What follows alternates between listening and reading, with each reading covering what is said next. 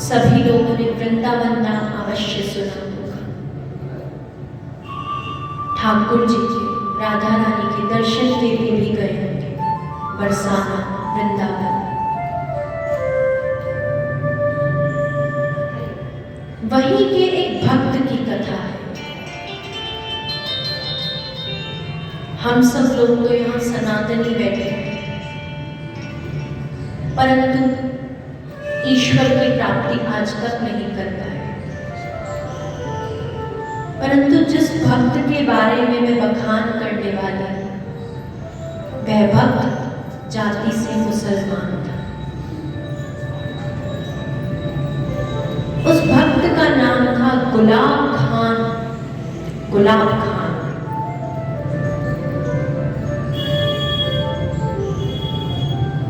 वृंदावन में, बरसाने में ठाकुर जी के जितने भी भक्त होते हैं ना, वह स्वयं को पुरुष नहीं बताते, सखी कहते हैं स्वयं, सखी। क्यों? क्योंकि पुरुष तो केवल एक ही है, पुरुषोत्तम श्री कृष्ण, नारायण, विष्णु। इसलिए स्वयं को प्रभु की सखी बताते हैं। तो वे भी स्वयं को प्रभु की सखी ही कहा करते थे, गुलाब सखी के नाम से।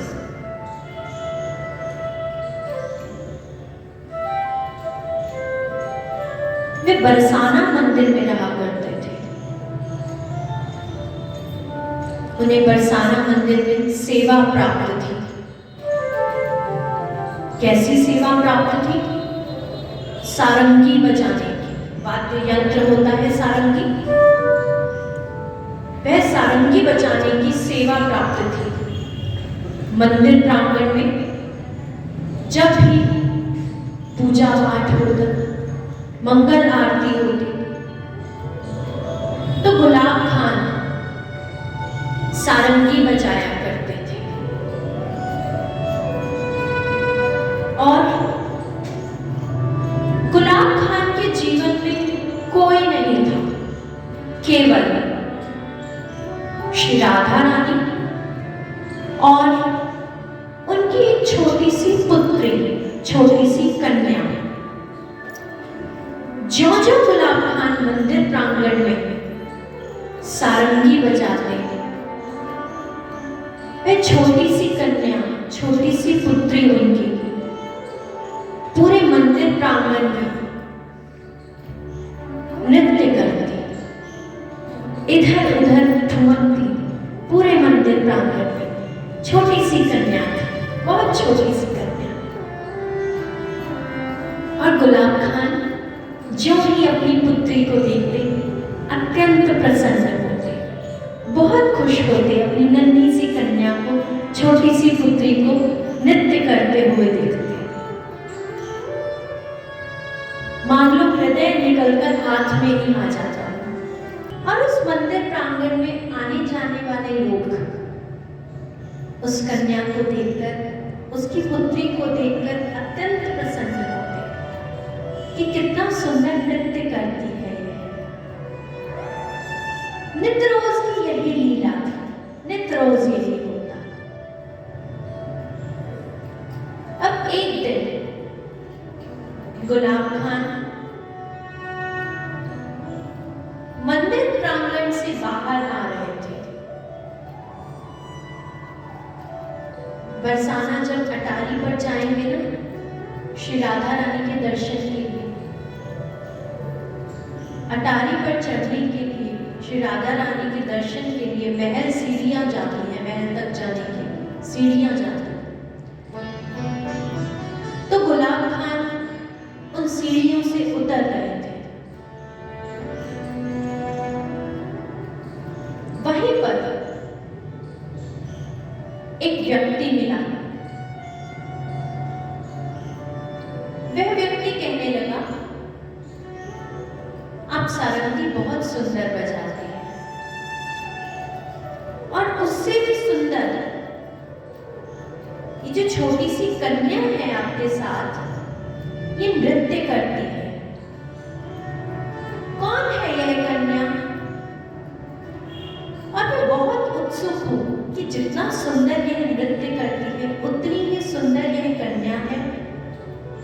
मैं बहुत उत्सुक हूँ, मैं जानना चाहता हूँ कि इस प्यारी सी कन्या का नाम क्या है। क्या है इस छोटी सी नन्ही सी कन्या का नाम?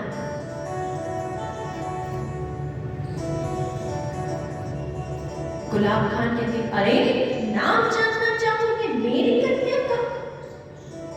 तो मेरी कन्या का नाम जानना चाहते हो? तुम इस प्यारी कन्या का नाम नहीं जानते? वो गाकर बताते हैं। क्या कहते हैं?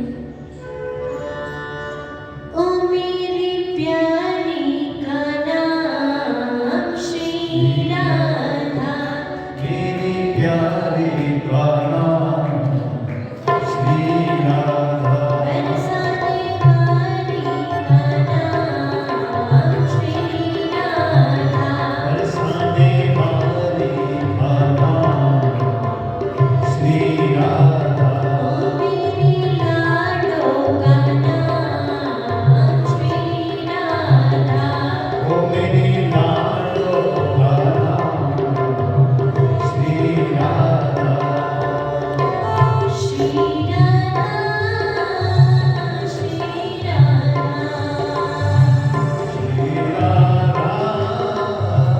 श्री राधा, ओ मेरी प्यारी का नाम श्री राधा, ओ मेरी प्यारी का नाम श्री राधा, ओ नित्य नारी का नाम श्री राधा। आने वाले का नाम श्री राधा। तो जान लिया क्या नाम है मेरी कन्या का? क्या है मेरी कन्या का नाम? राधा। राधा। कितने सुंदर है ये दो शब्द।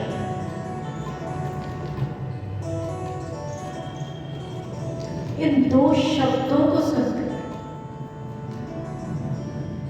मान लो हृदय ही बाहर आ जाए। राधा, राधा। वास्तविकता देखी जाए, मैं तो यह कहती हूँ, ये मेरी सोच है। आप क्या सोचते हैं मैं नहीं जानती। जो मैं सोचती हूँ, जो राह दिखाती है वह है राधा, राह देने वाली राधा, जो राह दे, राह दे, राधे। और जब हम एक साथ बोलते हैं राधे कृष्ण, राह दे कृष्ण, हे कृष्ण मुझे राह दे, राधे कृष्ण। दोनों एक ही, अंतर नहीं है, दोनों एक ही। राधे कृष्ण। कितना सुकून मिलता है इन दो शब्दों को बोलने से। राधे, राधे, राधे, राधे, राधे, राधे। जान लिया मेरी पुत्री का नाम क्या है? क्या है मेरी पुत्री का नाम? क्या है गुलाब खान की पुत्री का नाम? बताइए। राधा। गुलाब खान की उस नन्ही सी प्यारी सी पुत्री जो नृत्य करती है जब जब गुलाब खान सारंगी बजाता है, उस प्यारी सी नन्ही सी पुत्री का नाम है राधा। अरे वाह, जितनी सुंदर तुम्हारी कन्या, जितना प्यारा यह नृत्य करती है, उससे भी प्यारा इसका नाम है राधा। नित्य रोज की यही क्रिया रहती,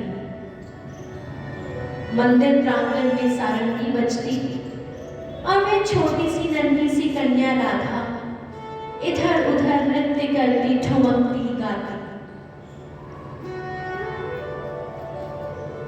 कन्याएं, पुत्रियां जो होती है ना, बहुत जल्दी बड़ी होती हुई दिखती है, बहुत जल्दी।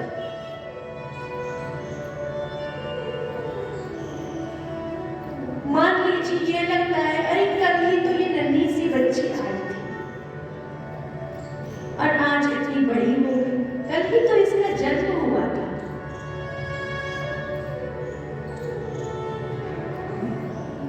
यहाँ पर भी पल और घंटों के हिसाब से मान लो कि राधा बड़ी होती जा रही है। आसपास के लोगों ने टोकना शुरू कर दिया, अरे गुलाम, तेरी पुत्री बड़ी हो रही है, सुयोग्य वर ढूंढ इसके लिए, इसके हाथ पीले कर दे, इसका ब्याह रचा दे, गुलाम पुत्री बड़ी हो रही है। आसपास के लोग टोकते हैं, बताते हैं, याद करवाते हैं। और यहाँ तो स्थिति ऐसी थी कि उस राधा को बचपन से, बाल्यकाल से, उसके जन्म से ही सभी ने देखा था। तो मंदिर प्रांगण के लोग, मंदिर के आसपास के सभी लोग उसे अपनी ही पुत्री समझते थे, स्वयं की ही पुत्री मानते थे। नित्य रोज उसे टोकते थे, नित्य रोज उसे एहसास कराते, गुलाम तेरी पुत्री बड़ी हो गई है, इसका ब्याह रचा। परंतु गुलाब खान के लिए तो आज भी वह नन्ही सी राधा ही थी जो पूरे मंदिर प्रांगण में इधर उधर ठुमकती रहती। एक पिता और एक पुत्री, इन दोनों के स्नेह की कोई सीमा ही नहीं है।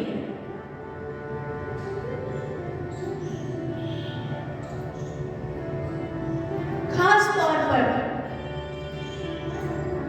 देखा जाए,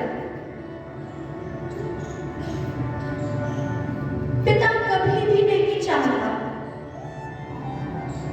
कि मेरी पुत्री मेरी इस छत्र छाया से दूर हो जाए। कोई पिता नहीं चाहता।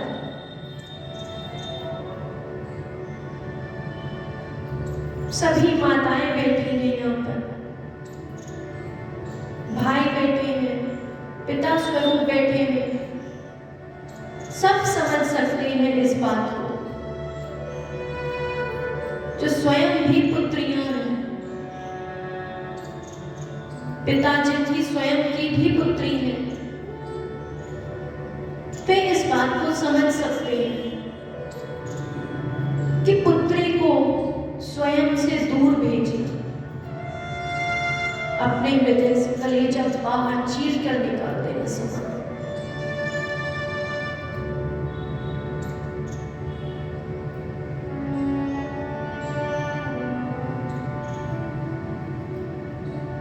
गुलाब खान ने तो रोज यही कहता है, अरे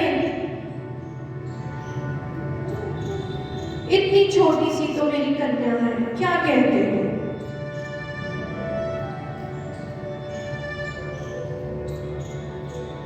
अभी इसके विवाह का समय नहीं है,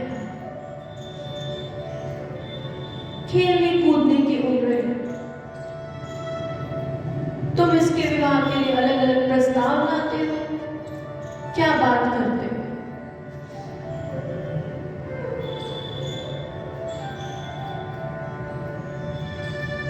परंतु आज नहीं तो कल उस पुत्री का विवाह तो होना ही था, पिता को छोड़कर तो जाना ही था।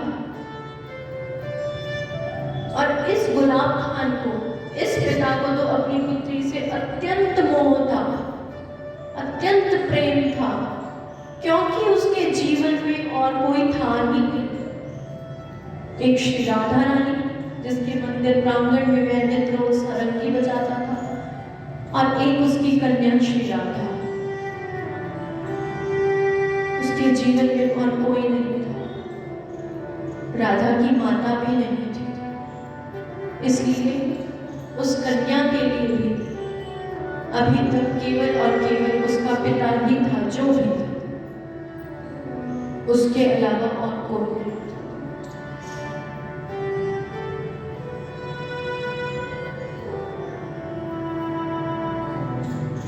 लोगों ने किसी प्रकार सुयोग्य वर ढूंढा,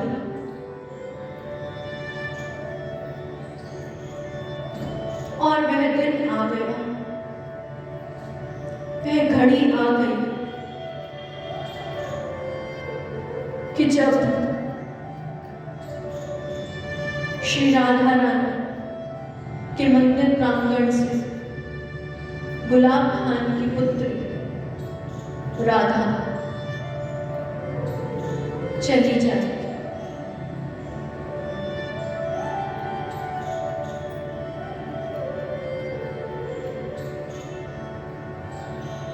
राधा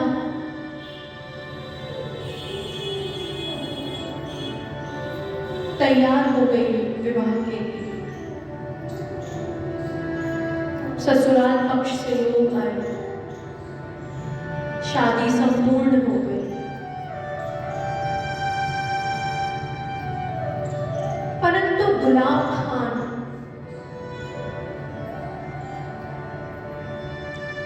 उसके लिए तो मान लीजिए कि आज उसकी दुनिया ही लुट जाएगी, क्योंकि जीवन में और कोई नहीं था उसका। सांसारिक दुनिया में पुत्री के अलावा कोई नहीं था। राधा तो फिर आगे बसने चली थी, परंतु मान लीजिए, समझ लीजिए, सोच लीजिए कि गुलाब खान तो आज उजड़ने चला है। एक ही पुत्री और वह भी घर छोड़कर जाने वाली। सोचिए क्या मनस्थिति होगी। किसके साथ दुख बांटेगा गुलाब खान, किसे अपना कहेगा गुलाब खान।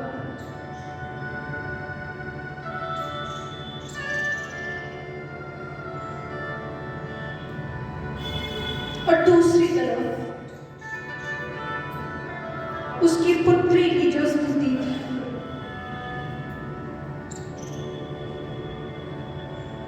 विवाह होने के पश्चात भी ना पुत्र एक बार अपने माता पिता को नजरअंदाज कर, जितने लोग यहाँ बैठे हैं, सशरीर यहाँ बैठे हैं, दिमाग से मन से कहीं ना कहीं अपने मायके के, और यही स्थिति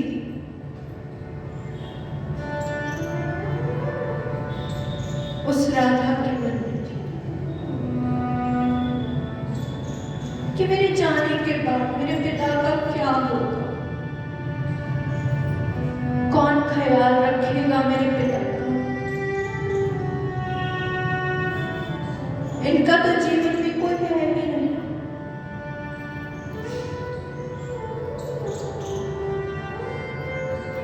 क्या होगा मेरे पिता का। ये तो मान लीजिए जिंदा लाश के समान हो जाएगी।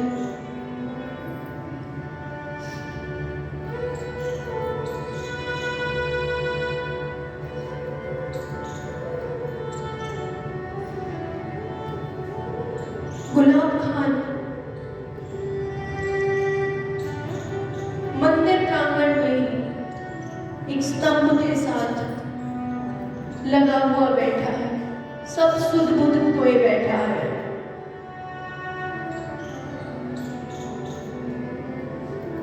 पत्थर समान हो गया है, सोचने समझने की शक्ति खो बैठा है। नहीं समझ आ रहा, ना ही समझ पा रहा है, और ना ही समझना चाहता है कि ये क्या हो रहा है मेरी पुत्री के साथ।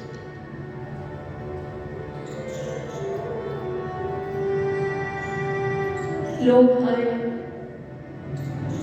अरे गुलाब यहाँ क्यों बैठा है, तेरी पुत्री की विदाई होने वाली है, तो सुध बुध खोया यहाँ बैठा है, विदा नहीं करेगा क्या अपनी पुत्री को।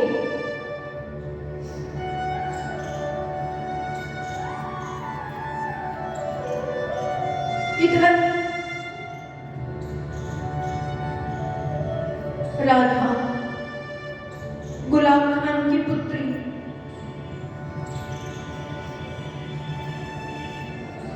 पिताजी, मेरी विदाई होने वाली है। आप एक बार भी मुझसे मिलेंगे नहीं। आपने तो देखा भी नहीं कि आज मैं कैसी लग रही हूँ। पुत्री का भी बहुत स्नेह होता है अपने पिता के साथ।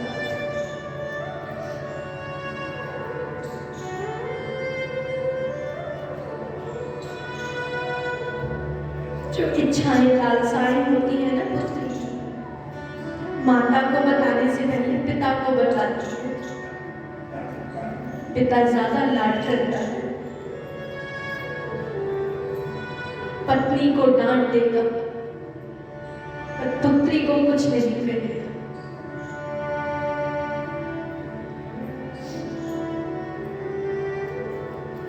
पिताजी, बाल्यकाल से आप मुझे सजाते हैं, संवारते आए हैं, और आज मेरे जीवन का इतना बड़ा दिवस है। आज मैं किसी की ब्याह ना हो चली हूँ। आज मैं इस प्रांगण को छोड़कर सदैव के लिए चली जाऊंगी।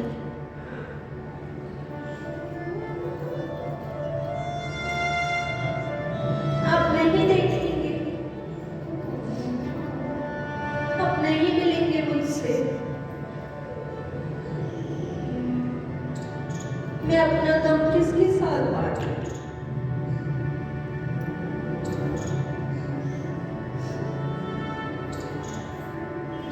किसके साथ बांटूं? पिताजी, नया घर होगा, न जाने ससुराल पक्ष के लोग कैसे होंगे। जिसके भरोसे आप मुझे छोड़ रहे हैं, मुझे यहाँ से विदा कर रहे हैं।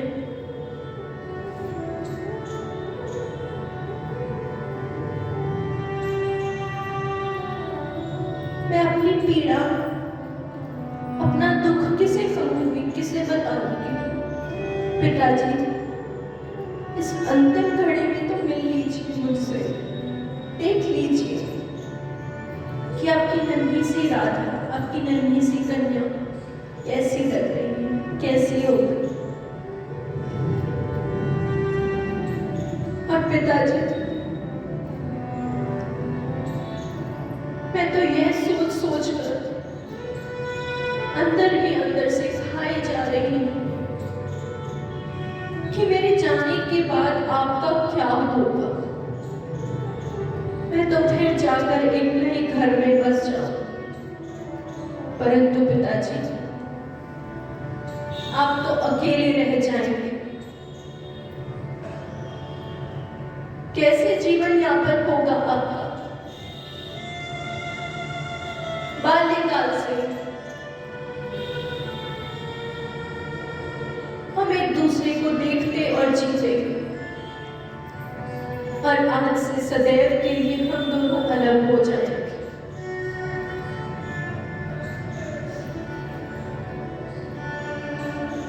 गुलाब खान होठ से होठ लगाए बैठा है, एक शब्द नहीं बोल पा रहा। असहनीय पीड़ा, असहनीय पीड़ा।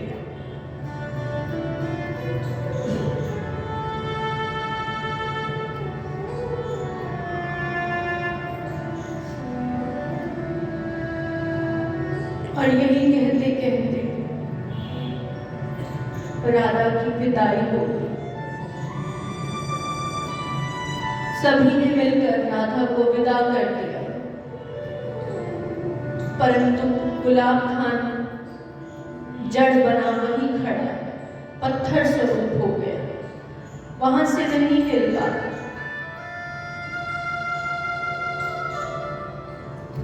राधा चली गई।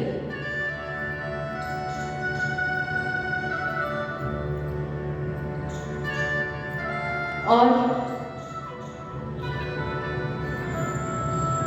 कुछ व्यक्ति आए,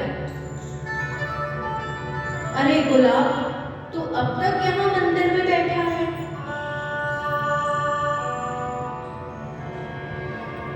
राधा को गए हुए पूरे 24 घंटे हो गए, तो अभी तक यहाँ बुद्ध बना बैठा है, पत्थर समान बैठा है। कुछ नहीं कह रहा गुलाब का, भूखा प्यासा उसी अवस्था में, उसी व्यथा के साथ बैठा हुआ है कि मेरी कन्या मुझे छोड़कर चली। मुख पर केवल एक ही नाम का उच्चारण, हाँ राधा, हाँ राधा, हाँ राधा, हाँ राधा, हाँ राधा, हाँ राधा, राधा राधा। इतना नाम जाप किया, इतना नाम जाप किया कि जिह्वा भी सूख गई। किसी प्रकार कुछ व्यक्ति सीढ़ियों से नीचे लेकर गए, कुटिया तक छोड़ा, परंतु जो ही छोड़कर चले गए, वापस उस मंदिर परिसर की एक एक सीढ़ी पर बैठकर हा राधा, हा राधा, हा राधा कह कर इतना रोया कि एक एक सीढ़ी अपने अश्रुधार से धो डाली। इतना रोया उस राधा को याद करके, इतना रोया उस राधा के नाम, हाँ राधा, हाँ राधा, हाँ राधा, हाँ राधा, हाँ राधा।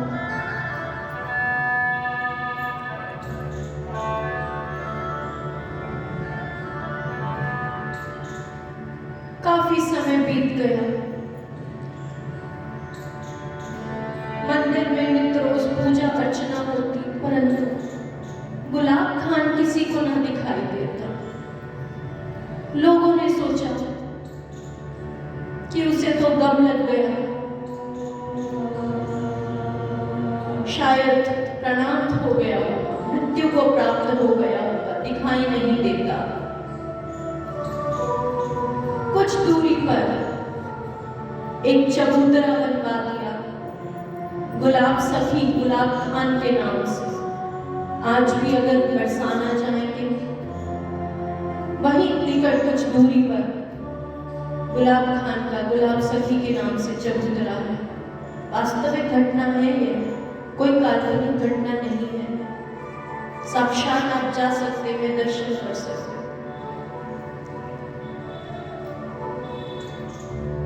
लोगों ने सोचा मन खप गया होगा पुत्री वियोग में, चबूतरा बनवा दिया उसके नाम से।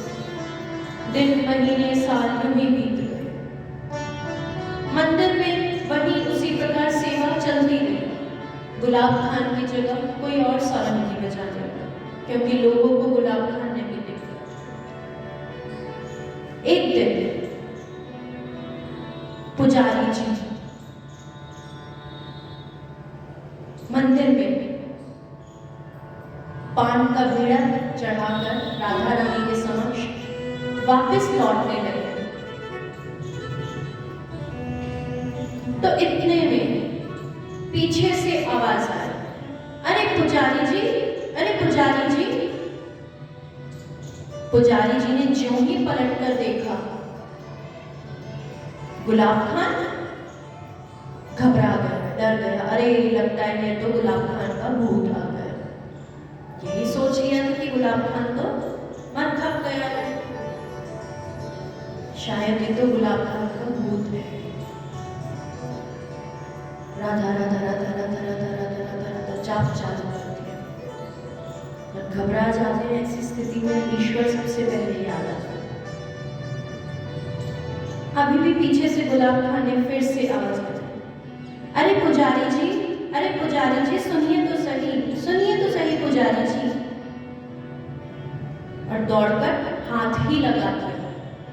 पुजारी जी घबरा गए, पलट कर देखा, अरे यह तो वास्तविकता में गुलाब खान ही है। अरे गुलाब खान, तुम्हारी तो मृत्यु हो गई थी, फिर तुम यहाँ किस प्रकार? पुजारी जी क्या बात याद करते हैं।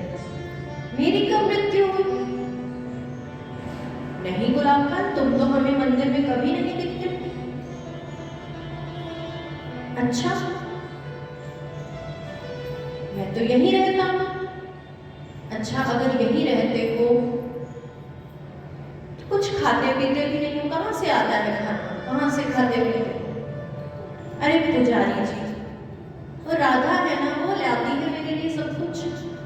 राधा? उसका तो विवाह हो गया था। हाँ हाँ, विवाह तो करवा दिया था आप लोगों ने, परंतु वह नित्य रोज भोजन की व्यवस्था करती है मेरे लिए। पुजारी जी हैरान, हमने तो कभी राधा को आते जाते नहीं देखा। जिस दिन से विवाह हुआ है वह लौट कर ही नहीं आई।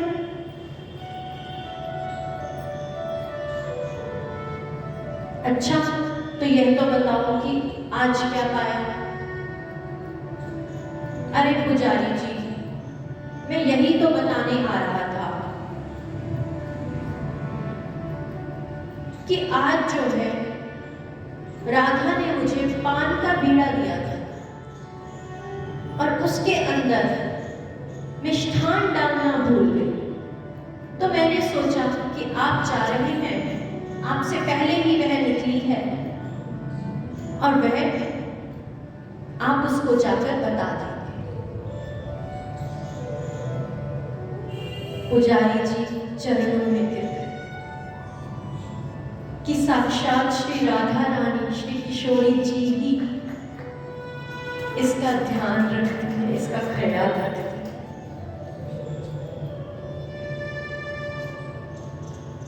ये केवल और केवल नाम का